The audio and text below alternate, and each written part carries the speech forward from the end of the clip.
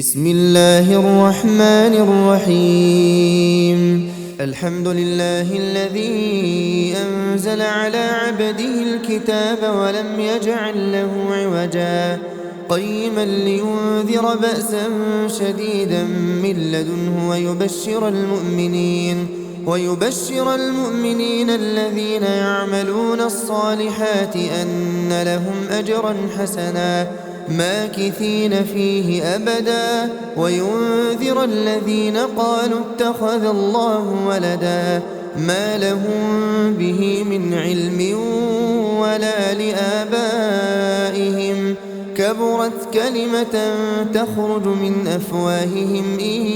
يقولون إلا كذبا فلعلك باخع نفسك على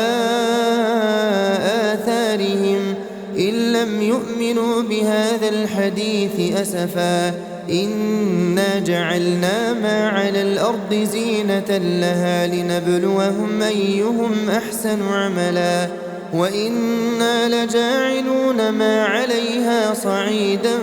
جرزا أم حسبت أن أصحاب الكهف والرقيم كانوا من آياتنا عجبا إذ أوى الفتية إلى الكهف فقالوا ربنا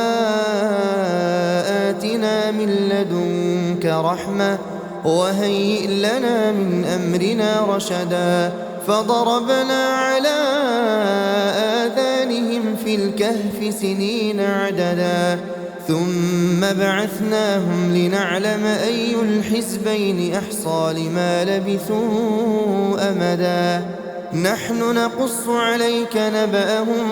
بالحق إنهم فتية آمنوا بربهم وزدناهم هدى وربطنا على قلوبهم إذ قاموا فقالوا ربنا رب السماوات والأرض لن ندعو من دونه إلها لقد قلنا إذا شططا هؤلاء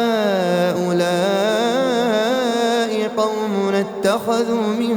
دونه آلهة لولا يأتون عليهم بسلطان بين فمن أظلم ممن افترى على الله كذبا وإذ اعتزلتموهم وما يعبدون إلا الله فأووا إلى الكهف ينشر لكم ربكم من رحمته ويهيئ لكم من أمركم مرفقا وترى الشمس إذا طلعت تزاور عن كهفهم ذات اليمين وإذا غربت تقرضهم ذات الشمال وهم في فجوة منه ذلك من آيات الله من يهد الله فهو المهتد ومن يضلل فلن تجد له وليا مرشدا وتحسبهم أيقاظا وهم رقود ونقلبهم ذات اليمين وذات الشمال وكلبهم باسط ذراعيه بالوصيد لو اطلعت عليهم لوليت منهم فرارا ولملئت منهم رعبا وكذلك بعثناهم ليتساءلوا بينهم قال قائل منهم كم لبثتم قالوا لبثنا يوما أو بعض يوم قالوا ربكم أعلم بما لبثتم فابعثوا أحدكم بورقكم هذه إلى المدينة فلينظر أيها أزكى طعاما فليأتكم برزق منه وليتلطف ولا يشعرن بكم أحدا إنهم إن يظهروا عليكم يرجموكم أو يعيدوكم في ملتهم ولن تفلحوا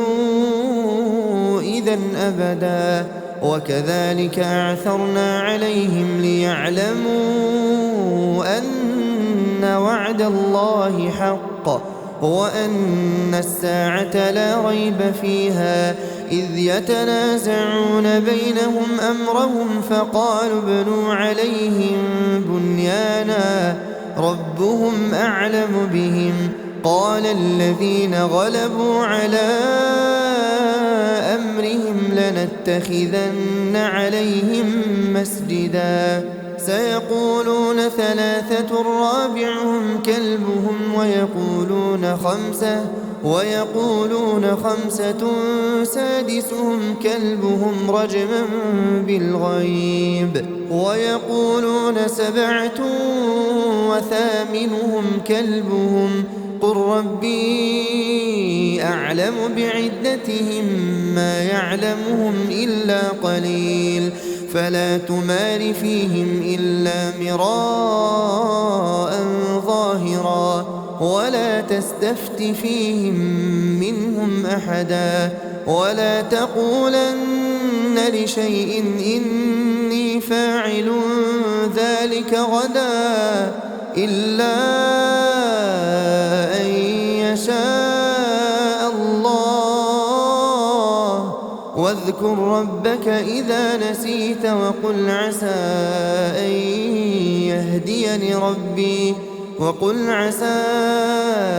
أن يهديني ربي لأقرب من هذا رشدا ولبثوا في كهفهم 300 سنين وازدادوا 9 قل الله أعلم بما لبثوا له غيب السماوات والأرض أبصر به وأسمع ما لهم من دونه من ولي ولا يشرك في حكمه أحدا واتل ما أوحي إليك من كتاب ربك لا مبدل لكلماته ولن تجد من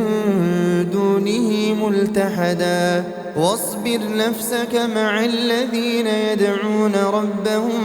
بالغداة والعشي يريدون وجهه ولا تعد عيناك عنهم تريد زينة الحياة الدنيا ولا تطع من أغفلنا قلبه عن ذكرنا واتبع هواه وكان أمره فرطا وقل الحق من ربكم فمن شاء فليؤمن ومن شاء فليكفر إنا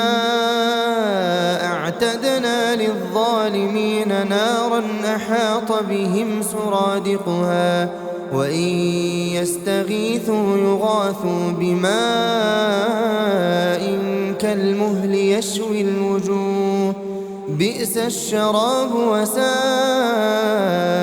مرتفقا إن الذين آمنوا وعملوا الصالحات إنا لا نضيع أجر من أحسن عملا أولئك لهم جنات عدن تجري من تحتهم الأنهار يحلون فيها من أساور من ذهب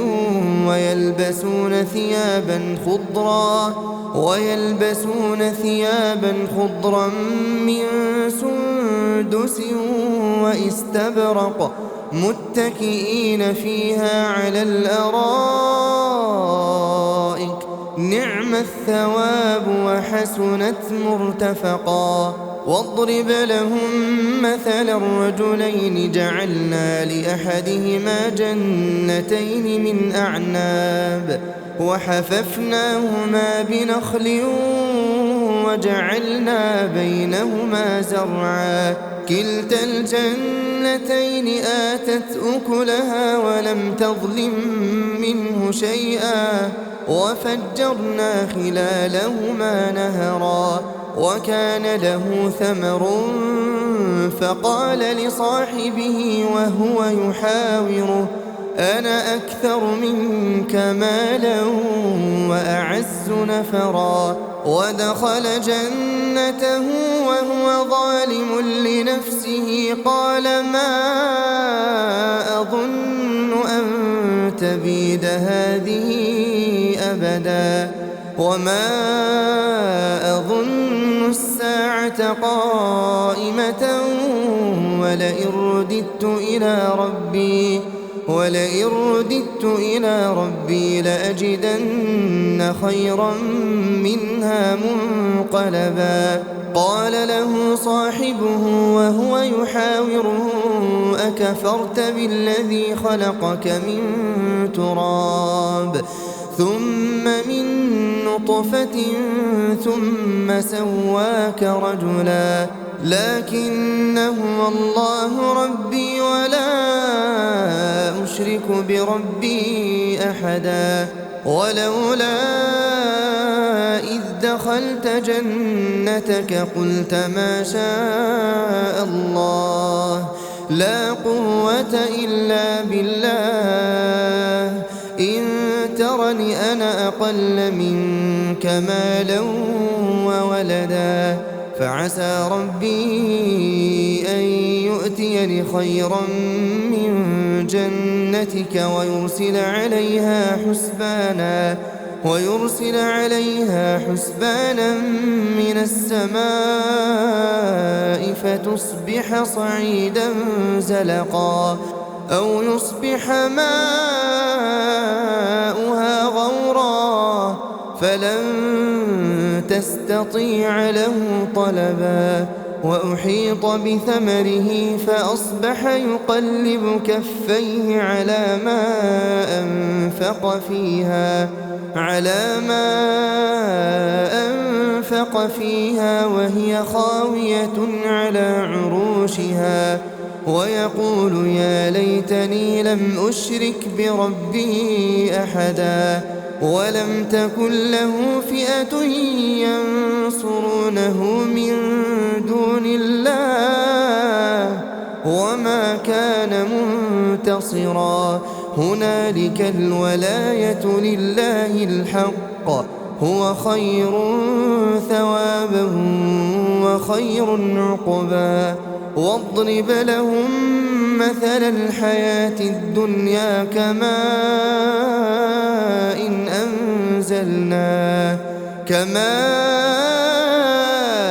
إن أنزلناه من السماء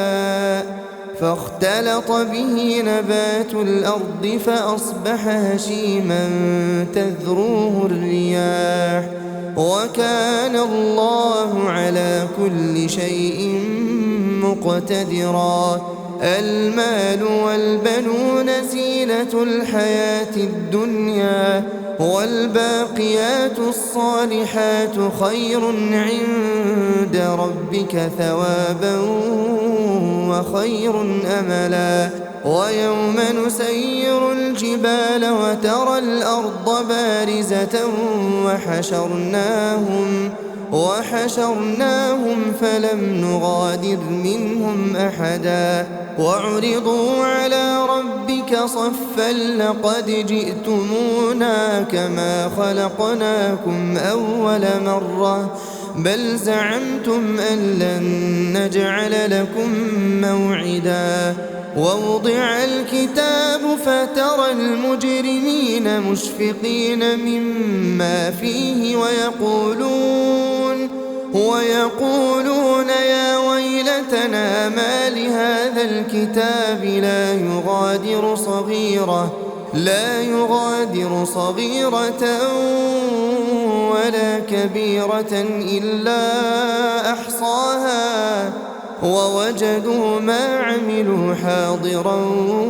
ولا يظلم ربك أحدا وإذ قلنا للملائكة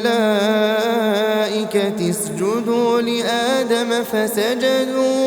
فسجدوا إلا إبليس كان من الجن ففسق عن أمر ربه أفتتخذونه وذريته أولياء من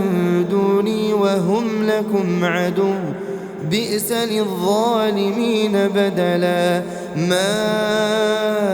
أشهدتهم خلق السماوات والأرض ولا خلق أنفسهم وما كنت متخذ المضلين عضدا ويوم يقول نادوا شركائي الذين زعمتم فدعوهم فلم يستجيبوا لهم وجعلنا بينهم موبقا ورأى المجرمون النار فظنوا أنهم مواقعوها ولم يجدوا عنها مصرفا ولقد صرفنا في هذا القرآن للناس من كل مثل وكان الإنسان أكثر شيء جدلا وما منع الناس أن يؤمنوا إذ جاءهم الهدى ويستغفروا ربهم إلا أن تأتيهم سنة الأولين أو يأتيهم العذاب قبلا وما نرسل المرسلين إلا مبشرين ومنذرين ويجادل الذين كفروا بالباطل ليدحضوا به الحق واتخذوا آياتي وما أنذروا هزوا ومن أظلم ممن ذكر بآيات ربه فأعرض عنها ونسي ما قدمت يداه إنا جعلنا على قلوبهم أكنة أن يفقهوه وفي آذانهم وقرا وإن تدعهم إلى الهدى فلن يهتدوا إذا أبدا وربك الغفور ذو الرحمة لو يؤاخذهم بما كسبوا لعجل لهم العذاب بل لهم موعد لن يجدوا من دونه موئلا وتلك القرى أهلكناهم لما ظلموا وجعلنا لمهلكهم موعدا وإذ قال موسى لفتاه لا أبرح حتى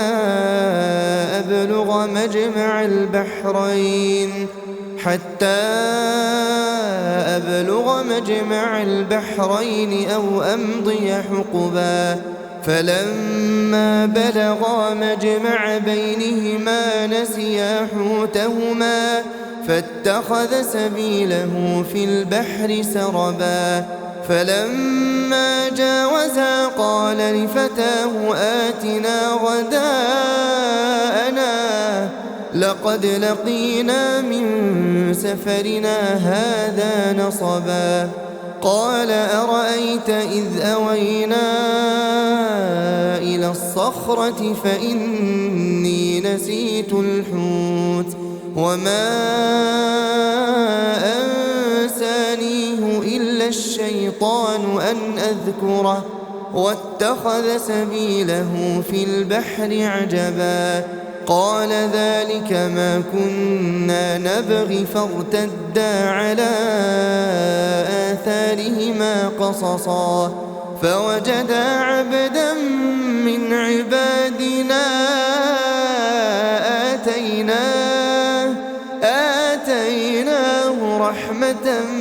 من عندنا وعلمناه من لدنا علما قال له موسى هل أتبعك على أن تعلمني مما علمت رشدا قال إنك لن تستطيع معي صبرا وكيف تصبر على ما لم تحط به خبرا قال ستجدني إن شاء الله صابرا إن شاء صابرا ولا أعصي لك أمرا. قال فإن اتبعتني فلا تسألني عن شيء حتى أحدث لك منه ذكرا. فانطلقا حتى إذا ركبا في السفينة خرقها قال أخرقتها لتغرق أهلها لقد جئت شيئا إمرا. قال ألم أقل إنك لن تستطيع معي صبرا. قال لا تؤاخذني بما نسيت ولا ترهقني من أمري عسرا. فانطلقا حتى إذا لقيا غلاما فقتله قال أقتلت نفسا زكية بغير نفس لقد جئت شيئا نكرا. قال ألم أقل لك إنك لن تستطيع معي صبرا. قال إن سألتك عن شيء بعدها فلا تصاحبني قد بلغت من لدني عذرا. فانطلقا حتى إذا أتيا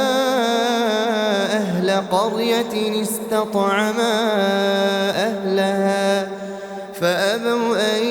يضيفوهما فوجدا فيها جدارا يريد أن ينقض فأقامه. قال لو شئت لاتخذت عليه أجرا. قال هذا فراق بيني وبينك سأنبئك بتأويل ما لم تستطع عليه صبرا. أما السفينة فكانت لمساكين يعملون في البحر فأردت أن أعيبها وكان وراءهم ملك يأخذ كل سفينة غصبا. وأما الغلام فكان أبواه مؤمنين فخشينا أن يرهقهما طغيانا وكفرا. فأردنا أن يبدلهما ربهما خيرا منه زكاة وأقرب رحما. وأما الجدار فكان لغلامين يتيمين في المدينة وكان تحته كنز لهما وكان أبوهما صالحا فأراد ربك أن يبلغا أشدهما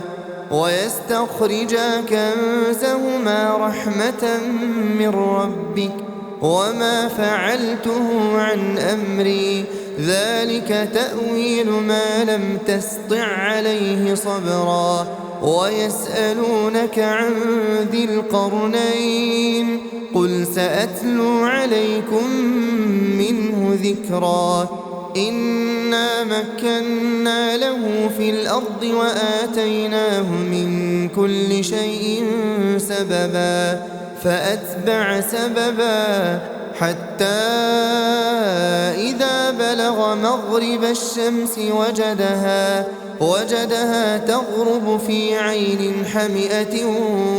ووجد عندها قوما. قلنا يا ذا القرنين إما أن تعذب وإما أن تتخذ فيهم حسنا. قال أما من ظلم فسوف نعذبه ثم يرد إلى ربه فيعذبه عذابا نكرا. وأما من آمن وعمل صالحا فله جزاء الحسنى وسنقول له من أمرنا يسرا. ثم أتبع سببا حتى إذا بلغ مطلع الشمس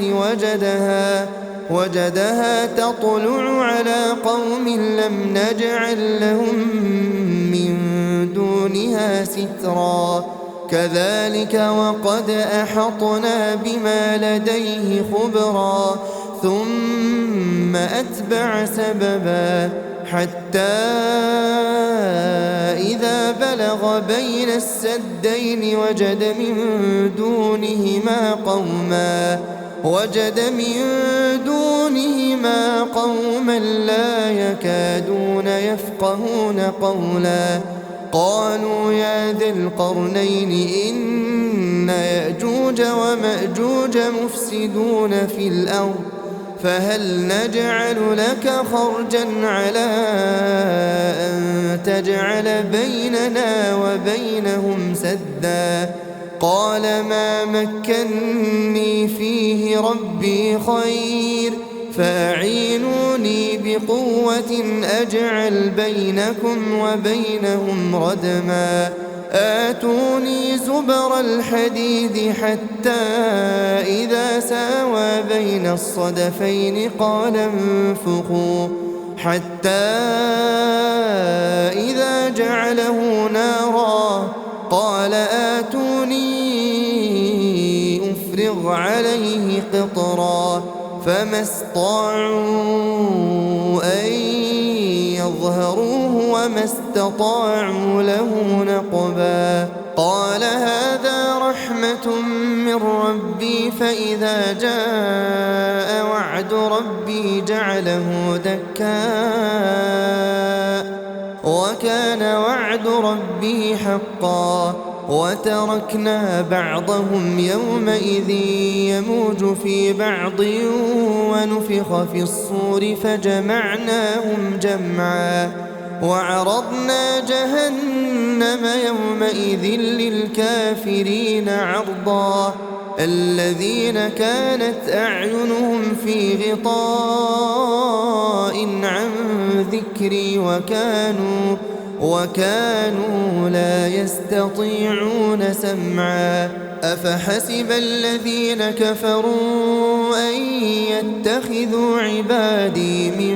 دوني أولياء إنا أعتدنا جهنم للكافرين نزلا قل هل ننبئكم بالأخسرين أعمالا الذين ضل سعيهم في الحياة الدنيا وهم يحسبون أنهم يحسنون صنعا أولئك الذين كفروا بآيات ربهم ولقائه فحبطت أعمالهم فلا نقيم لهم يوم القيامة وزنا ذلك جزاؤهم جهنم بما كفروا واتخذوا آياتي ورسلي هزوا إن الذين آمنوا وعملوا الصالحات كانت لهم جنات الفردوس نزلا خالدين فيها لا يبغون عنها حولا قل لو كان البحر مدادا لكلمات ربي لنفد البحر قبل أن تنفد كلمات ربي ولو جئنا بمثله مددا قل إنما أنا بشر مثلكم يوحى إلي أنما إلهكم إله واحد فمن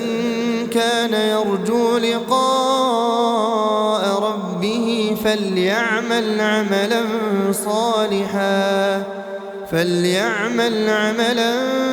صالحا ولا يشرك بعبادة ربه أحدا.